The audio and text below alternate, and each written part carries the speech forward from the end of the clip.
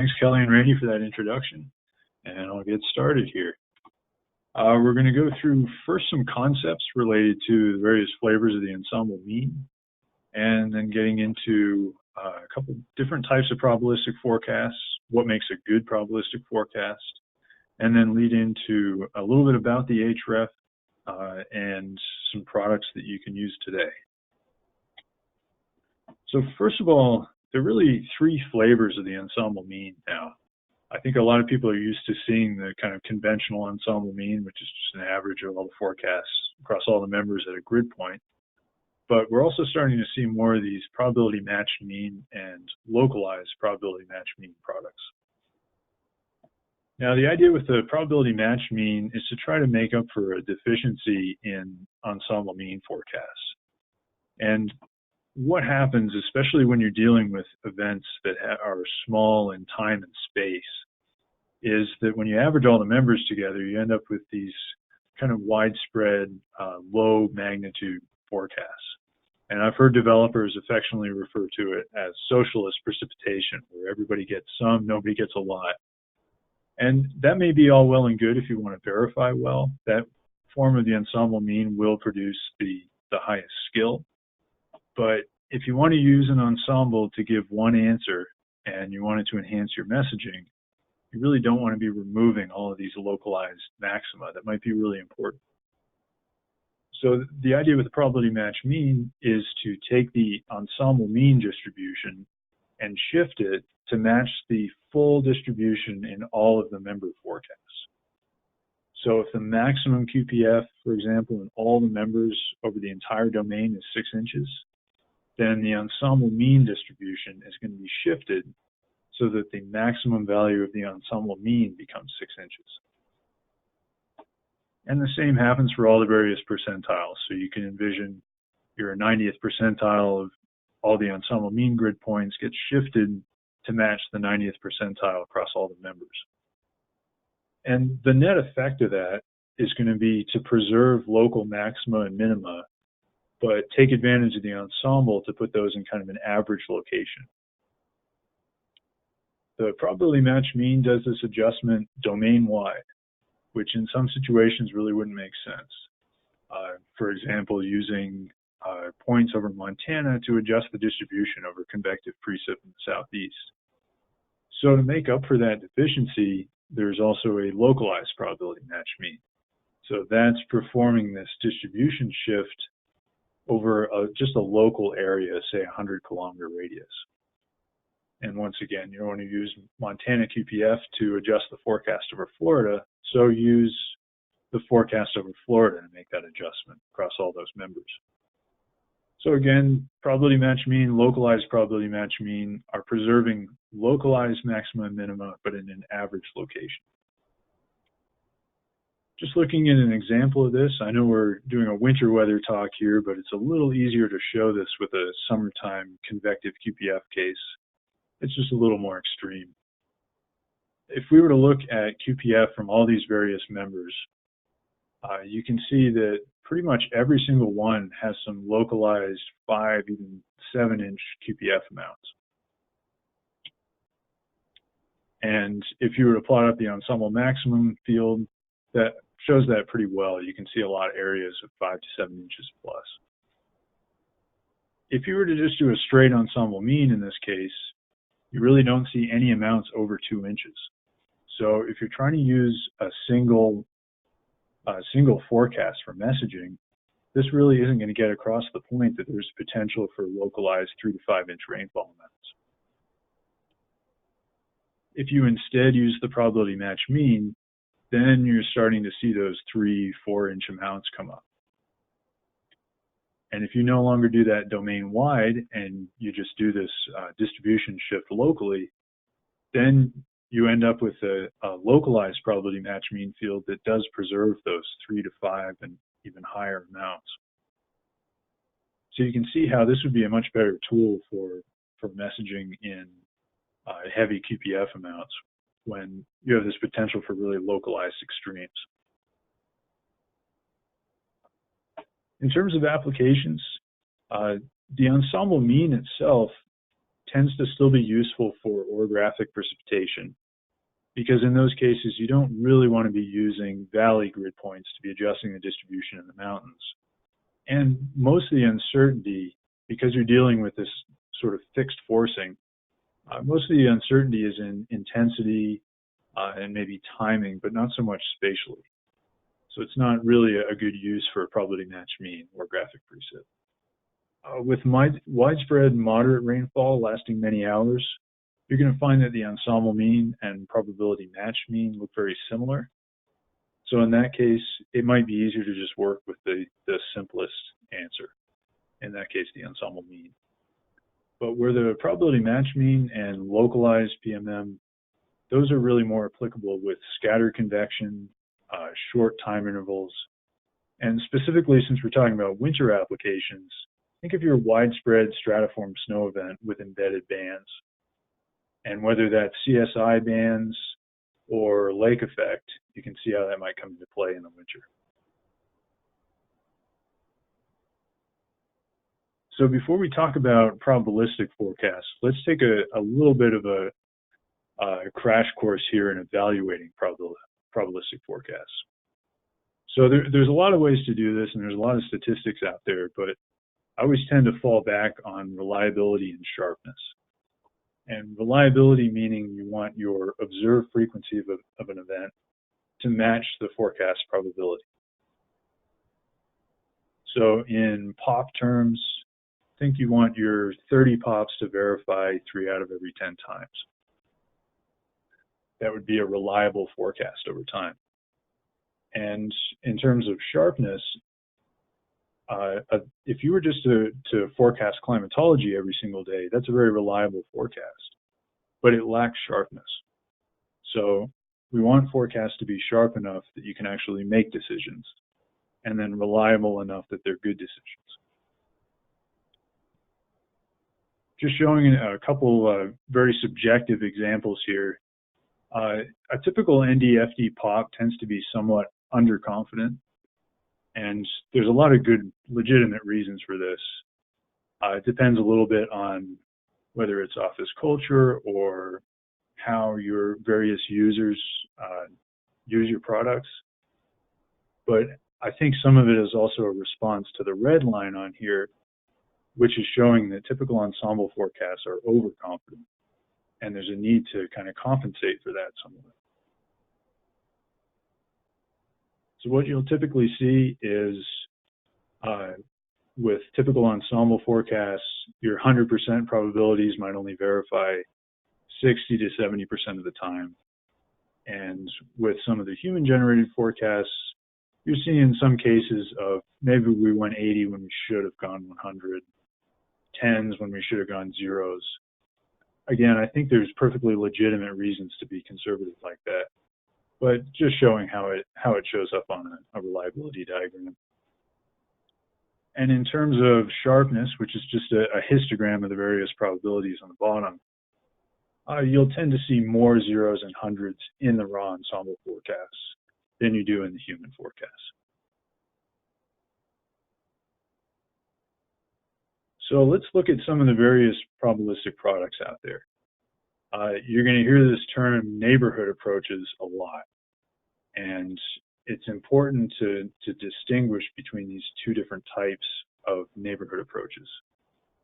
The first technique is really a smoothing technique, and the goal there is to improve the scale of grid scale probabilities. And here we're trying to go for better reliability, but it's going to come at the expense of some sharpness. Second type is searching algorithms to calculate larger than grid scale probabilities. And I think the most common long-lived example of this is SPC severe weather probabilities, where we're talking about what's the chance of a tornado within 40 kilometers of a point. Not the chance at that specific point, but the chance nearby. And terminology here is really important. You have to be careful about the term neighborhood probability. And if you're wondering really what type of technique is used, whether you're looking at grid scale or if you're just looking at smoothing, applied to a point forecast, it's always best to fall back on the product definition and not worry too much about the actual math that's gone on there. So when you see the term specifically neighborhood probability, that's going to mean that the product refers to the chance of an event happening somewhere nearby, like your SPC tornado probabilities.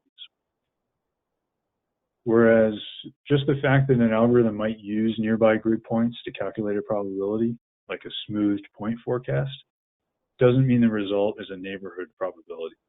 Always fall back on the product definition. Now, neighborhood probabilities are almost always going to be higher than a point probability, unless they're both 0 or 100. I always use the tornado example. The chance of a tornado somewhere nearby might be 10 to 20%, depending on a lot of factors. But the probability of an event happening at this very specific point might be much, much less than 1%. Now, there's a couple of different smoothing techniques out there, Gaussian smoothers, and sometimes you'll hear this term fractional coverage approach. They're using different math, but the goal is the same. We're just doing some spatial smoothing. And the goal is to knock down some of those hundreds, raise some of those zeros, to improve reliability at the expense of a little bit of sharpness. And I'm going to show several examples of that trade-off. So first, let's take a look at this first neighborhood technique, the smoothing to improve the skill of grid scale probabilities. Now, this is where we're smoothing a point forecast to make it more reliable. So let's go through the whole process of how we get these probabilities. And this GIF right here is showing raw forecast of reflectivity on the left. And then assuming we're looking for the chance of exceeding 30 dBz, our first step in the process on the right is just identifying those areas in each member. Now, in the next step, we're going to count up how many of those members at each grid point exceed that 30 dBz. You can see the sum on the right, anywhere from 0 to 9 members. And lastly, we're going to divide that by the number of members in the ensemble, multiply by 100, and there's your percent probability. Now, there's a number of issues here, and it might make sense to see a probabilistic forecast like this if you're dealing with a lead time of 30 to 60 minutes. But if this were, say, a 12-hour forecast, you can tell there's some issues here of overconfidence.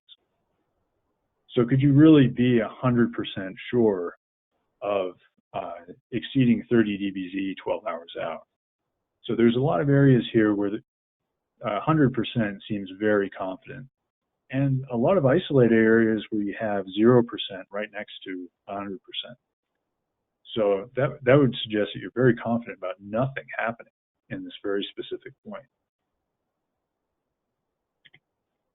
Now, if we take that and we apply some smoothing, you can see there's some big changes here. And this is a pretty conservative smoother, just a Gaussian filter with the 12 kilometers.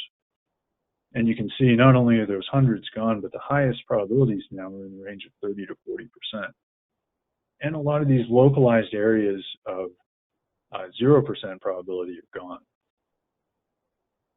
So the really obvious thing that's happened here is you've lost that sharpness.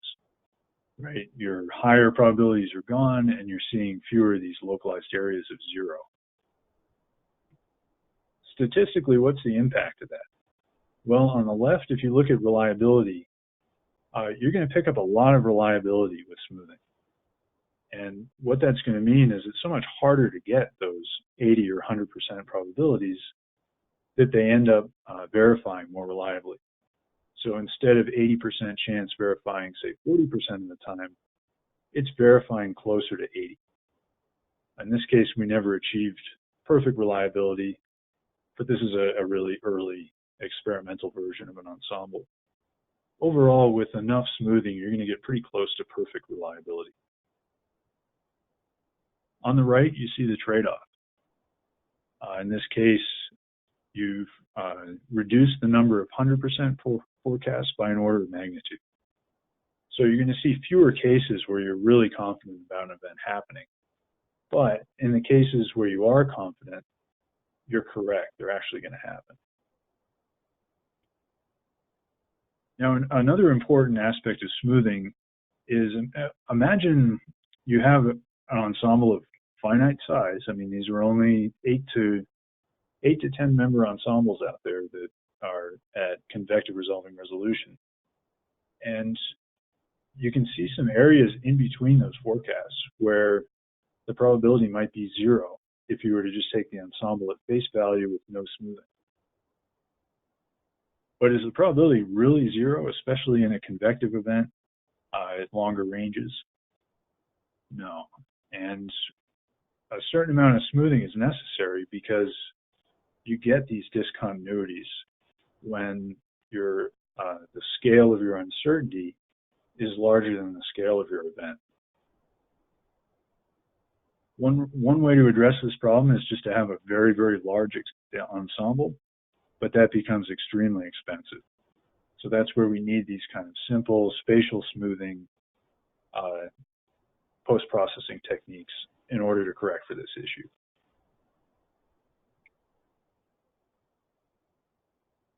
So let's go back to our point probability and let's look at the impact of various amounts of smoothing. Now you saw the 12-kilometer smoothing. Once we increase that to 25 and to 40, you lose a lot of sharpness here. And this is why you'll see in HREF forecasts that are available to you now, we never go beyond 25-kilometer smoothing. And that's because even though you might see a small increase in reliability, you lose so much sharpness that you never really have these high confidence forecasts of an event happening. In this case, good example where the highest probability of 30 dBz is only just over 20%. So this is something you could easily classify as just too much smooth. Now let's look at our other neighborhood technique, and this is the one that specifically applies to neighborhood probability. This is about product definition, and this is where we're looking for an event happening somewhere nearby. Whenever you see a product that specifically says this is the neighborhood probability of, say, 1-inch QPF or any kind of event, this is the math behind that product. And let's start with another GIF here. We're going to start this pretty much the same way we start a point probability. First, we want to identify areas in each member that exceed our threshold. Then here's what's going to be different. We're going to expand that, and any point within 40 kilometers of an exceedance also becomes an exceedance. So anywhere you have red on the right, that says that one member at least has produced an event somewhere within 40 kilometers of the point. Next step, we're just going to add those up. Okay, how many members had a neighborhood exceedance somewhere nearby? Lastly, we're going to do that same last step as we did with points. We're going to divide by the number of members in the ensemble, multiply by 100, and there is what looks like a very ugly neighborhood probability forecast. Now, the challenge here is just a consequence of doing these circular neighborhoods. You end up with these near zero-order discontinuities jumping from, say, 50% to 100% within a few grid points. So we actually apply both techniques in this case. So we're doing our neighborhood math to find out, okay, how many members have an event nearby. Then we're going to want to apply smoothing to that. And even just with a small amount of smoothing, all those zero-order discontinuities quickly go away. Even with just 12-kilometer smoothing, suddenly you have something that looks a lot more physical. And if you were to increase the amount of smoothing here, kind of the same issues apply. And especially once you get up past 25 kilometer width Gaussian filter, you end up reducing a lot of these probabilities. And most importantly, you spread non-zero probabilities over a very wide area. And overall, they might verify with somewhat better reliability, but you've lost a lot of sharpness here. There are very few points here that actually have a 0% chance. So once again, same reliability sharpness trade-off. Now, what time would we use a point versus a neighborhood probability? Well, point probabilities tend to be most useful, much like a straight ensemble mean, for heavy orographic snowfall, maybe in a case when you have light rain over the adjacent valleys or plains. And in this case, think about a typical forecast. If you live in a valley and there's not much in the way of snow expected, but a nearby mountain range is expected to get 6 to 12 inches of snow, you don't necessarily care about that. You don't want to know if the neighborhood probability of 6 inches of snow is fairly high if that's not your neighborhood. So point probabilities tend to be very useful in orographic scenarios. And if you were looking at long accumulation periods in a widespread stratiform event, point and neighborhood are going to be so similar, you might as well just use the point probabilities. Where the neighborhoods really come into play is with severe weather, but in a winter context, when you have potential for localized heavy snow bands, especially over short accumulation periods. And in these cases, maybe the probability of heavy snowfall at one very specific point might be fairly low, but the chance of having heavy snowfall somewhere nearby could be a lot higher. And when you're away from lakes and you're away from mountains, you don't have fixed forcing, and you can't be very certain about that location. So that's where your neighborhood probability is quite useful. One gray area, lake effect snow. Now there's a wide range of lake effect events. In some cases, most of the uncertainty might just be in intensity. You're fairly confident about wind direction. You know which areas downstream are going to see the most precip. So that might be a case where we look at point probabilities. But if you're not very confident about wind direction, maybe you're looking at longer forecast ranges, and we really can't be very specific about location, you might find neighborhood probabilities useful there as well. So with lake effect snow, you could conceivably be looking at either type of product. So let's do a rundown of the HREF high resolution ensemble forecast and some of the products. The HREF is the only high resolution ensemble in NCEF operations. The NCAR ensemble is just an experiment. It's not even done in real time anymore. The HREF ensemble is just an experiment, kind of leading up to a future HREF replacement. So this is the only operational high-res ensemble at NCEF. Right now there are 8 members. It's a combination of time lagging, varying the initial condition sources, and a mixture of physics packages. The 0 and 12Z runs are available with 36-hour forecast length. So there's no 6 or 18Z here. Right now, data is accessible via the SPC Viewer, which I'll show. When I showed this to the SUs, pretty much everybody had been on that page, so it's great to see people are already looking at that. I think a lot of people don't realize these are also in AWIPS 2. The next update to the HREF, it's pretty uncertain when this is going to happen, but it will most likely include 1 to 2 time lag members of the HREF to further increase spread, and some improved post-processing, possibly calibrated QPF. So again, I think a lot of people are familiar with this one.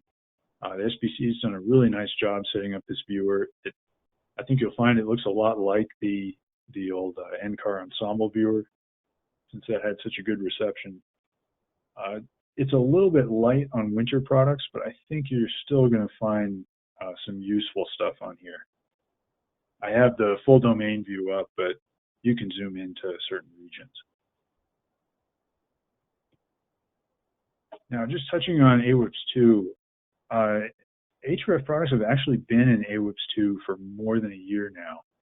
I think it just wasn't communicated really well when it was first added to the SBN. But there's a good set of products there. It's a mix of point and neighborhood probability products. Unfortunately, the AWIPS2 labels don't distinguish point versus neighborhood. So I'm just going to have to give you a little bit of guidance there. And I think Randy and his group are going to follow up with a bit of training too. These are potentially very useful for banded, lake effect snow, and even aviation. So what's in there? Well, everything related to QPF or snow is going to be a neighborhood probability.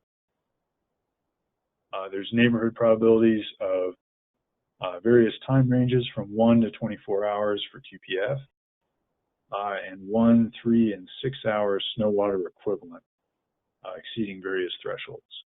Unfortunately, there's no explicit snow depth forecasts, so you have to kind of think about your snow to liquid ratio and assume that the uncertainty in amount is greater than the uncertainty in SLR. So kind of tricky there, but I think you'll probably still find these useful. There's also mean 1 and 3 hour QPF and snow water equivalent available. This is just a straight ensemble mean. And when we look at categorical precipitation, so probability of any snow, rain, sleet, freezing rain, those are point probabilities. There are point probabilities of wind speed exceeding various thresholds, and point probabilities of ceiling and visibility below various thresholds. So in summary, real-time high-resolution ensemble output does exist, and it's available in AWIPS2 in real time for potentially adding to various procedures. You could bring grids into GFE. So there's a lot of opportunity there, I think. The probability match mean and local probability match mean can be more useful than an ensemble mean when you want a single answer, and especially when an event varies on small time and space scales. Point and neighborhood probabilities have fundamentally different definitions.